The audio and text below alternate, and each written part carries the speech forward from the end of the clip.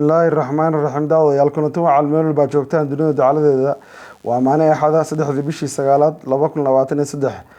qodobada wararka caalamkooda weyn waxaa kamid ah oo caawani hayo aan dul istaagi doono kumanaan shacab oo careysan ayaa albaabka hore jabiyay halkaas oo xayndaabka ay dhaafeen booliiska ku hortaagnaa shacabka waxayna shacabku dalbanayeen ciidamada Faransiiska iyo safiirkooda dalka iskaga baxaan saacadaha soo socda inkastoo ay ku egtahay saacadihii loo qabtay sabqa dhexe caawa bulshada qaybahooda kala duwan ayaa ka qayb gashay madaxweyne Biden oo la dhaleeceeyay xukuumaddiisa taageerada ay taageerdo xukuumadda Kiev halkaas ay ku bixisay kharash dhan intii ilaa dagaalku bilowday 113 bilyan oo dollar shacabka Mareykanka arrinka oo ku kala qaybsan yahay madaxweyne Biden wuxuu ballan qaaday in taageerada la soo doono diyaaradaha F-16 kana tababarkooda la furin doono bishii 10aad oo loo tababarin doono Ukrainiinta dhanka kale dowladda Russia waxay soo bandhigtay taangi aad looga cabtay oo ciidamada reer galbeedka iyo kuwa Ukrainiintaba afka gacanta saareen taangiga magaciisa waxa la yiraahdaa TIT dhanka kale daawadayaal khubaro ka socota hay'adda tamarta atomikada caalamiga ah ee IAEA ayaa booqasho ku tagay xarunta nuclearka ee koonfurta dalkaas Ukraine ku taala ay gacanta ku hayaan Russianka magaceeda la yiraahdo Zaporizhzhia dhanka kale ciidamada commandoska iyo kuwa special forces ka yiraahdo ama ciidanka gaarka ah khatarta ee Russianka ayaa diyaaradaha helicopterka ee khatarta ay Ukrainiintu holin waayeen ku baacsanaya gobolada ay dagaalku ka socdo ee dalka Ukraine qodobada ayaan kusoo qaadan doonaa iyadana dhanka kale ee Korea iyo South Korea iyo Mareykanka waxay soo bandhigeen dowlatus nooc ugu dambeeyay oo cirka iyo dhulka iyo badaba ah daawadayaal waxaan dul istaagayaa hadda barnaamij weyn ee ka socday dalka Niger iyo laguna soo horjeeday ciidamada Faransiiska iyo safiirkooda warkii faahfaahsan kusoo dhawaada haddaba daawadayaal dadka reer Niger ayaa isku soo baxay wadooyinka magaalada Niamey markaan waxay qaadeen xayndaabkii booliiska ee ka soo horjeeday saldhigga ciidamada Faransiiska oo dalbanaya in ay dhammaan ciidamada Faransiiska iyo safiirkooda ay iskaga baxaan dalkaasi Al Jazeera ayaa sheegtay in Faransiisku ay Niger ka joogaan in ka badan ilaa 1500 oo askari mudaharaadayaashu waxay wacad ku marayaan in ay aayahooda gacanta ku hayaan ultimaduna ay siisay Niger junta safiirka Faransiiska iyo ciidamada Faransiiska inay dalka ka baxaan ayaa ku eg maanta oo axad ah saqda dhexe ee caawa daawadayaal shacabkii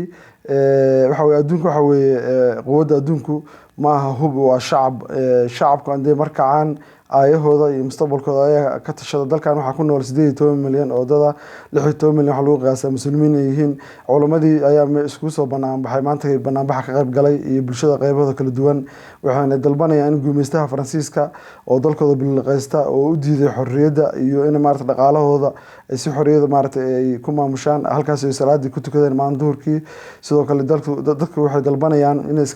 guumeystuhu haduu ka bixin waayo ilaa iyo caawa saqda dhexe dalkaas inay u daadan doonaan midna ay u soo qaban doonaan maxkamadna la saarin doono ciidamada militariga ee ilaa hadda ma soo faragelin arrinkan waxaa hogaaminaya culimada dalka ugu waaweyn iyo qaybaha bulshada ee kala duwan inkastoo madaxweynaha Faransiiska uu ku andacoonayo barta telefishinka la yiraahdo France 24 wuxuu soo dhigay maantay in uu la xiriiro madaxweynaha Maxamed Bazoum telefoon ku hadlaan maalin walba dhinaca kale dowladda Russia waxay soo bandhigtay taangigan daawadayaal oo dul istaagaya waa tahay haddaba daawadayaal howlgalka dagaalka ee koonfurta Donetsk shaqaalaha taangiyada TITBFM ee Ruushka ayaa si guul leh u burburiyay saldhigyada cadawga baabuurta gaashaaman iyo ciidamada Ukraine taangigan waa taangi casri ah oo qalab casri ah ku xiran yihiin waa taangi ay Ukrainiintu afka ka qabsadeen iyo dowladaha reer galbeedka wixii hore ay reer galbeedku kii Faransiiska la xaysiinay wixii dhanba asaga afka marsaday taangiga magaciisa waxa la yiraahdaa TIT BFM baa la yiraahdaa ciidamada Ruushka ayaa dhawaan lagu wareejiyay ee ka dagaalamaya gobolka Donetsk iyo gobolada kale ee Ukraine waana aad buu u dheereeyaa waana taangi dhinac walba u jeesan kara second shidaal iyo maartay koronto labadaba ku shaqeeya daawadayaal Russianku hadda waxa soo gelinaya technology nooc ugu dambeysay taangi hore oo dagaalka ku soo galan waxa magaciisa T70 dhanka kale waxaan dul istaagayaa South Korea waa tahay haddaba daawadayaal South Korea iyo Mareykanka dowlatus ba'an ayay soo bandhigeen weekend hadda lagu jiray kii la soo dhaafay ciidamada dhulka kuwa cirka iyo kuwa badda ayaa la arkayay ayagoo dowlatus aad u ballaaran oo aad looga shaqeeyay waana kii abad waxaa la sheegaya khowrada sheegayaan iyo saxaafadda reer galbeedkuba kii abad maaragtay ugu sarreeyay dowladtus laga sameeyay dunida inuu yahay. reer galbeedku waxay isku diyaarinayaan gaar ahaan dowladda Mareykanka iyo South Korea inay dagaal la galaan dowladda Pyongyang koonfurta waqooyiga wax ka wada ay sheegay Korea. haddaba xirka ama madaxweynaha dowladda Pyongyang wuxuu ballan qaaday inuu daqiiqado gudahood oo afka ciid ugu diri doono Mareykanka iyo xulafadiisaba haddii ay joojin waayaan dowladtuska iyo dandaaska ay ka wadaan xuduudihiisa. wuxuuna sheegay wax walba inay la socdaan. daawadayaal sidoo kale waxaan dul istaagayaa hadda diyaaradda la holin waayey helicopterka ciidamada Ukrainiyiinta taangiyadii reer galbeedka siiyeen iyo baabuurta Mareykanka siiyay afka ciidda u dadhay baabiisay. hase yeeshee waxa yar ayaan dul istaagayaa daawadayaal. waa tahay daawadayaal kooxaha diyaaradaha qumaatiga u kaca ee Ruushka ayaa ku howlan burburinta baabuurta gaashaaman iyo kaabayaasha militariga ee ciidamada Ukraine iyagoo ku duulaya jooga aad u hooseeya. diyaaradahan helicopterka waxaa la sheegayaa in ciidamada Ruushyaanka nooc ugu dambeeyay hadda lagu qalabeeyay waxayna bacsanayaan taangiyadii la siiyay iyo hubka casriga ah ee Ukrainiyiinta ay reer galbeedku siiyeen. diyaaradahan waxay ku duulayaan joog aad u hooseeya waxayna bacsanayaan ama burburinayaan awood ay u leeyihiin meel walba ama ay ku dhuumaalaysanayaan taangiyada iyo baabuurta gaashaaman Mareykanku bixiyay iyo kuwii kale oo ay bixiyeen Jarmalka iyo Ingiriiska ama dowladaha kale oo ku jira midowga Yurub. hase yeeshee waxaa la sheegayaa inay guul weyn ay ka gaareen siduu sheegay maanta wasiirka gaashaandhigga Sergey Shoigu oo soo dhigay bartiisa Telegramka warbixintan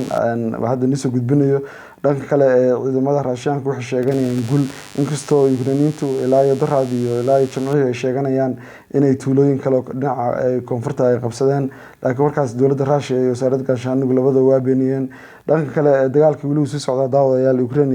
iyo u dhaxeeya Ruushyaanka arrinkuna ilaa hadda waxa waan oo socda male. Mareykanka dhinaciisana waxa weeye wuxuu ku soo daadguraanaya dalka Ruushka hub aad u fara badan iyo dhaqaale aad u fara badan. madaxweynaha dowladda Ruushka Shalatole wuxuu ku wareejiyay ciidamada qalabka sida gantaalka shaydaanka la yiraahdo magaciisa Sarmad kaasoo iskaga goosha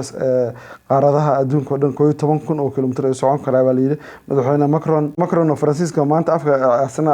furtay wuxuu sheegay in gantaalkaas uu 6 daqiiqo gudahood ku tagin karo London oo ku duqeyn karo xagee wax noo marayaan buu yiri. Afrika wana la ka qabsaday meel walba la kala wareegay. daawadayaal waxaan dul istaagayaa madaxweyne Biden saaxiibkiisa ugu dhow ama madaxweyne Zelensky saaxiibkiisa ugu dhow wuxuu yiri waxa saaxiibka ah madaxweyne Biden oo garab istaagay ilaa dagaalka maalinta bilowday. Biden wuxuu wacad ku maray in Ukrainiyiinta la taageerin doono bisha October soo socotana ciidamada Ukrainiyiinta kuwa cirka loo tababarin doono diyaaradaha F-16ka 113 bilyan oo dollar ayaa ku baxday dagaalkaas ilaa maalinta uu bilowday. 155 shacabka Mareykanka oo ka soo jeedaan 145 way taageersan yihiin in maartay Ukraine la taageero. dhinaca kale dimuqraadiga xisbigana waxaa taageersan 62%. dhinaca kale jamhuuriga waxa ka soo jeeda 71%. dhinaca kale daawadayaal tartanka doorashada Mareykanka ragga u tartamaya oo la maartay jamhuuriga xisbiga kuwa wacd waxay sheegayaan anagu xuduud kale ama meel ka baxsan Mareykanka ninkan wuxuu leeyahay ma taageerna dagaalka socda dagaalka Ukraine wuxuu yiri halkaas ay ku keenan doona. madaxweynaha hore Biden asna wuxuu leeyahay Ukraine waa in la taageeray gabadhan iyadana waxay tiri Ukraine baan taageernaa ninkan kale asna oo ka tirsan xisbiga jamhuuriga. governorkan asna wuxuu sheegay inuu dagaalku ka soo horjeedo madaxweynaha hadda uga cadaacad xisbiga jamhuuriga wuxuu yiri anagu habeeraatay dagaalkaas ma taageerin doono. dagaalka Ukraine waa lagu kala qaybsamay shacabka Mareykanka ma doonayaan lacag dambe in lagu bixiyo xisbiga jamhuuriga ma doonayaan. sidaa daraadeed madaxweyne Biden siyaasadiisa aad bay maartay ugu adag tahay inuu marsiyo labada aqal biilka soo socda.